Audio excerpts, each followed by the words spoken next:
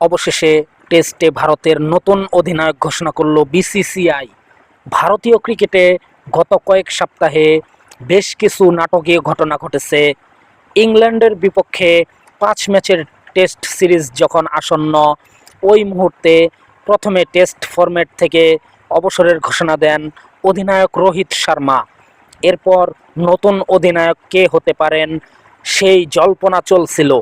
এরই মাঝে সবাইকে চমকে দিয়ে টেস্টকে বিদায় বলে বসেন বিরাট কোহলি, যা নিয়ে নানামুখী যুক্তিতর্ক হয়েছে। এসব ঘটনার পর অবশেষে নতুন টেস্ট অধিনায়কের নাম ঘোষণা করল বিসিসিআই।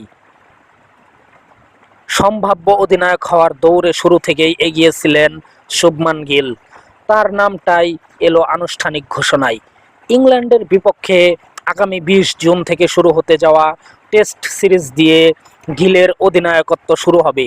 এটি হবে জাতীয় দলের গিলের পূর্ণ মেয়াদে প্রথমবার নেতৃত্ব পাওয়ার ঘটনা। টেস্টে ভারতের সহ অধিনায়ক করা হয়েছে ঋষভ পন্থকে।